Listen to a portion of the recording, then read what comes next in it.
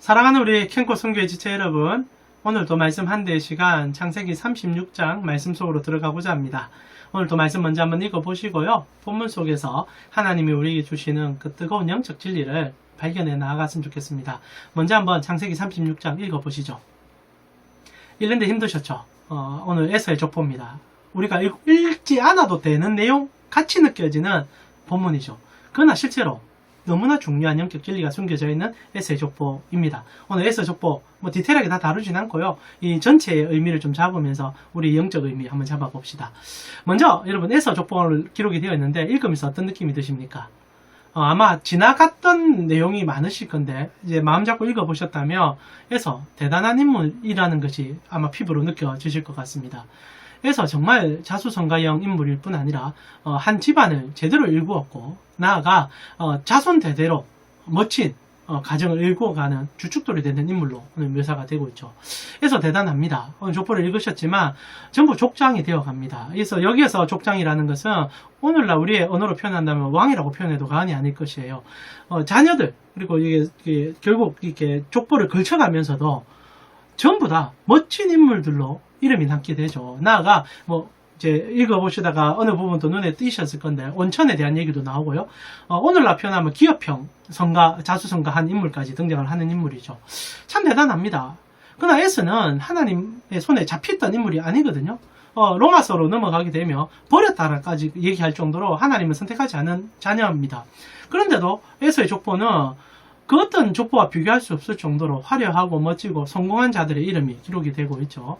아울러 이 야곱, 사실 하나님의 손에 잡혔다는 야곱은 이 다음 장에 살펴보면은 너무너무 불쌍한 가정처럼 묘사가 되고 이 가정이 정말 생존이 가능할까라는 질문이 던져지는 가정이기도 하죠.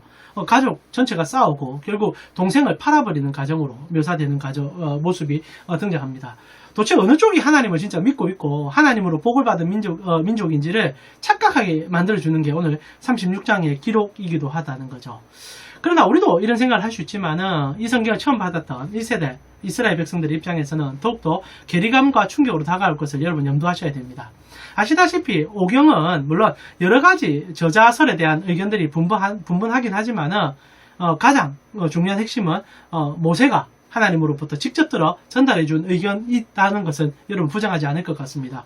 그렇게 볼 때 창세기의 내용은 출애굽을 했던 1세대에게 줬던 성경이 가장 유력하죠. 그러면 그들이 처음 받았을 때의 느낌은 참으로 충격이었을 겁니다. 이제 이집트에서 400년간 종살이 하다가 이제 출애굽하는 과정인데 거기에도 분량과 불평이 많이 있는 상황인데 오히려 하나님을 떠나서 실제로 오늘 보면 하나님을 떠나지 않습니까? 에서가 창세기 36장 6절과 7절을 보면은 의도하든 안 하든 간에 하나님을 떠납니다. 에서가 자기 아내들과 자기 자녀들과 자기 집의 모든 사람과 자기의 가축과 자기의 모든 짐승과 자기가 가나안 땅에서 모은 모든 재물을 이끌고 그의 동생 야곱을 떠나 다른 곳으로 갔다. 아버지의 집을 떠나게 됩니다. 그리고 결국 이것을 이제 자신들의 재산들이 너무 커져가니까 감당이 안 돼서 떠났다는 얘기지만 결과적으로 오늘 얘기하는 것은 이들은 그 재산으로 너무 거부가 되니까 감당하지 못해서 그러나 동생을 배려하는 차원에서 옮겨줬다는 허무한 얘기까지 기록이 좀 되어 있죠.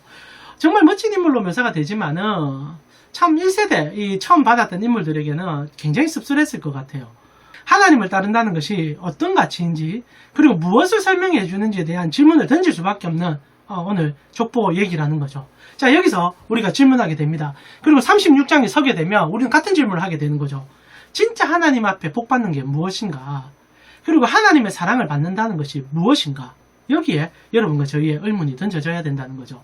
만약 이 땅에서 성공하고 잘 먹고 잘 사는 것이 하나님의 모든 복이라면 에서는 성공한 인물이고 우리보다 더 하나님께 복받은 인물이 될 것입니다.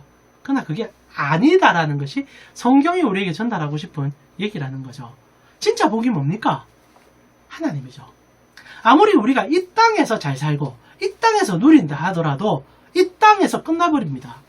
이 땅의 것은 영속성이 없어요. 그냥 여기는 흙이고 흙으로 돌아가는 것이 전부입니다. 실제로 인류가 아름답게 꾸미고 만드는 모든 것은 흙을 어떻게 잘 조형해서 더 많이 쌓았냐가 전부일 겁니다. 에서는 흙으로 살아가는 인생으로서는 최고의 인생을 살은 거죠.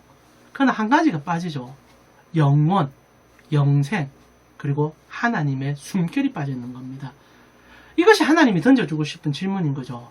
우리의 눈을 현혹시킵니다. 지금 손에 잡히는 게 안 보일 수도 있는 거죠.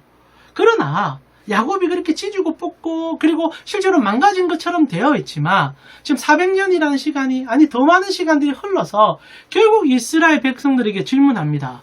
누구 손에 붙잡힌 것이 진짜 복이 드냐. 에서 집안은 지금 족보상으로 볼 때는 화려합니다. 그러나 여러분 아셔야 될 것이 이들이 그 수백 년의 시간 동안 흘러오면서 그 손에 쥔 것을 영원히 소유했느냐? 아니에요.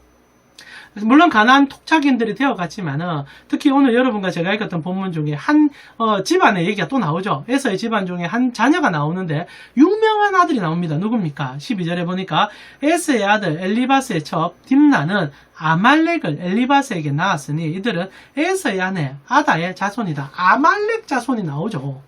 이 아말렉이 어떤 인물입니까? 이 도둑놈들이에요. 여러분 가나안 땅에 정착할 때까지는 괜찮았습니다. 그리고 이 족보가 기록된 시점에서는 화려해 보입니다.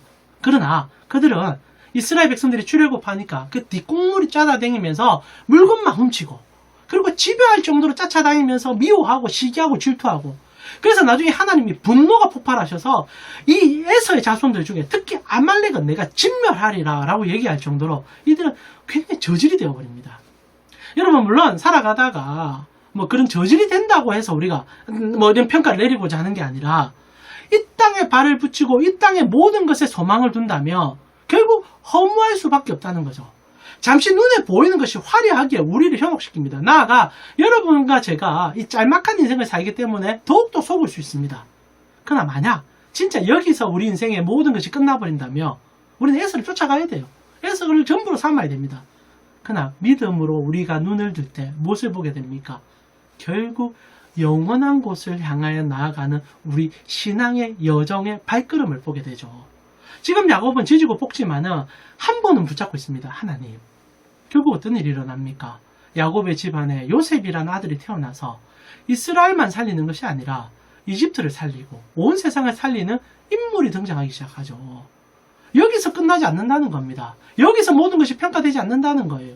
하나님의 손 안에서 결국 하나님의 뜻 안에 살아있는 자들이 하나님을 맛보고 이 땅의 것이 아닌 영원한 것으로 나아감을 통하여 이 땅에 사는 진짜 의미를 발견할 수 있는 인물들이 되어간다는 거지요. 그래서 오히려 하나님께서 실망하라고 이 에서의 족보를 우리에게 득하니 던져준 겁니다. 이렇게 표현하면 어떨까요? 정말 믿지 않는 자녀인데 하나님을 모르며 자기 욕심대로 사는데 승승장구하는 인물들이 분명히 있습니다. 하나님이 일부러 보여주시는 거예요. 그리고 질문합니다. 실망되니? 오히려 마음에 어려움이 있니? 들죠. 그때 하나님이 어떤 말합니까? 내가 너를 위하여 준 사랑을 기억하라. 내 아들 독생자의 십자가가 너에게 주는 의미를 기억해라. 그리고 너는 이 땅의 것을 먹고 영원히 사는 자가 아니라 하늘 양식 얻어먹고 하늘 양식으로 체험을 받아 하나님의 진짜 자녀인 것을 기억하라. 이것이 오늘 족보의 참된 의미라는 거지요. 사랑하는 우리 캔코 성교의 지체 여러분, 오늘도 우리는 흔들립니다.